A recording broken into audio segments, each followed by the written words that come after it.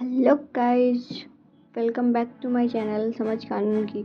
एक ऐसी जगह जहां हम कानून की बातें आपको सिंपल और आसान भाषा में समझाते हैं। तो आज मैं आपके साथ बात करूंगी उन राइट्स के बारे में जो आपको जन्म से ही मिले हैं, जिन्हें हम कहते हैं फंडामेंटल राइट्स।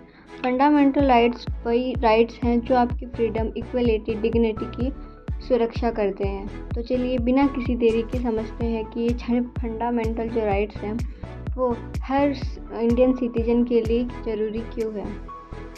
तो पहला फंडामेंटल राइट है राइट टू इक्वलिटी।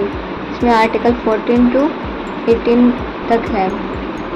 तो पहला आर्टिकल है आर्टिकल 14। ये बोलता है कि पहला फंडामेंटल राइट है राइट टू इक्वलिटी, जो आर्टिकल 14 से 18 तक है। तो इसमें पहला आर्टिकल है 14। इसका मतलब ये होता है कि इंडियन सिटीजन है वो लोग के अकॉर्डिंग समान है, इक्वल है। सेकंड बात करते हैं आर्टिकल 15 की। आर्टिकल 15 ये बोलता है कि किसी भी पर्सन के साथ रिलीजन, कास्ट, जेंडर और उसके बर्थ प्लेस के बेस पर कोई डिस्क्रिमिनेशन नहीं करना चाहिए, कोई भेदभाव नहीं करना चाहिए। और अब आर्टिकल 16 है वो ये बोलता है कि जो पब्लिक एम्प्लॉयमेंट के टॉपिक होते हैं ना, उनमें हर पर्सन को अपॉर्चुनिटी की समानता होती है। और सेकंड है आर्टिकल 17। वो ये बोलता है कि छुआछूत का अंत होना चाहिए, मतलब किसी भी पर्सन के साथ अनटचेबिलिटी करना एक ऑफेंस है। और अब बात करते हैं आर्टिकल 18 की। आर्टिकल 18 बोलता है कि टाइटल्स है उनका अंत होना चाहिए, मतलब किसी भी पर्सन को ये उपाधियाँ वगैरह ये नहीं देनी चाहिए। जैसे किसी भी स्टेट हो गया, जैसे आर्मी वगैरह होती है ना, सेना वगैरह, वो हो गई, एजुकेशन हो गई, इनसे रिलेटेड उनका सिर्फ सम्मान करना चाहिए, नहीं कि उनको कोई टाइटल देना चाहिए। तो ये था राइट टू इक्वलिटी। अब बात करते हैं राइट टू फ्रीडम की, जो आर्टिकल 19 से 22 तक है। राइट टू फ्रीडम में आर्टिकल 19 ये बोलता है कि किसी भी पर्सन को बोलने का, विचारों को एक्सप्रेस करने का, सम्मेलन करने का, किसी भी प्रोफेशन में जाने का, कोई भी एसोसिएशन बनाने का और इंडिया के किसी भी भाग में रहने का या बस जाने की स्वतंत्रता का अधिकार है उनको, कि वो कहीं भी रह सकते हैं, कहीं पे भी जा सकते हैं। अब बात करते हैं आर्टिकल 20 की।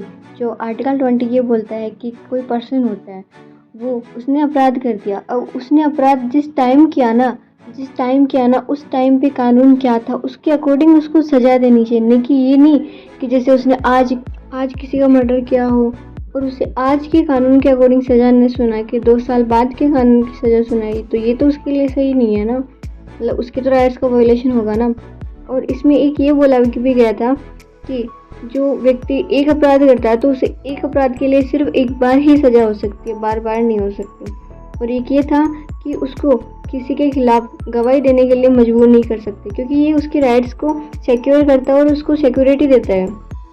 अब आर्टिकल 21 ये बोलता है कि किसी भी पर्सन को प्रोटेक्शन ऑफ लाइफ और पर्सनल लिबर्टी का अधिकार है। आर्टिकल 21 का सबटाइटल है राइट टू एजुकेशन। इसका मीनिंग ये है कि 6 से 14 साल तक के जो बच्चे हैं उनको निःशुल्क एजुकेशन दी जानी चाहिए और वो कंपलसरी है।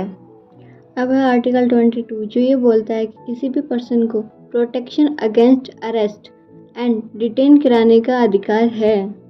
तो ये था राइट टू फ्रीडम। अब बात करते हैं right to against exploitation mean शोषण के विरुद्ध अधिकार। जो आर्टिकल 23 है वो ये बोलता है कि किसी भी पर्सन के दुर्व्यापार और चाइल्ड लेबर के फोर्स पर रोक करना मीन्स उसका विरोध करना है। और जो आर्टिकल 24 है वो ये बोलता है कि किसी भी कारखानों में से 14 साल से कम आयु के बच्चों को ना काम नहीं करवाना, क्योंकि ये एक चाइल्ड लेबर ऑफेंस होता है, तो ये उसका विरोध करता है। तो ये था right to against exploitation.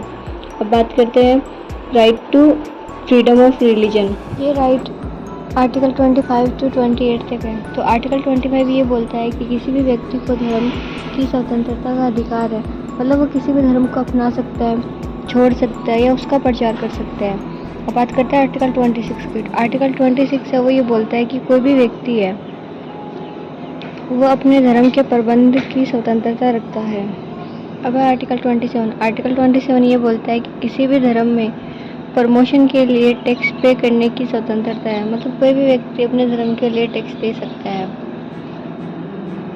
Article 28 ये बोलता है कि किसी भी व्यक्ति को एजुकेशनल इंस्टीट्यूट में रिलीजियस एजुकेशन देना, मतलब धर्म की एजुकेशन देना या उसकी उपासना करने की स्वतंत्रता है। तो ये था right to freedom of religion. अब बात करते हैं कल्चरल एंड एजुकेशनल राइट।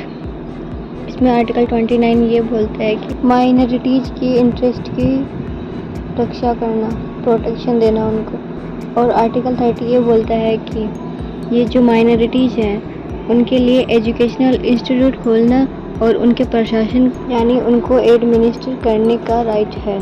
तो ये था कल्चर एंड एजुकेशन। अब बात करते हैं right to constitutional remedy means संवैधानिक उपचारों का अधिकार। इसका मतलब ये होता है कि किसी भी व्यक्ति के अगर राइट्स का वायलेशन होता है तो वह हाई कोर्ट और सुप्रीम कोर्ट में रिट के जरिए न्याय पा सकता है। और आर्टिकल 32 को डॉक्टर भीमराव अंबेडकर ने संविधान की आत्मा कहा।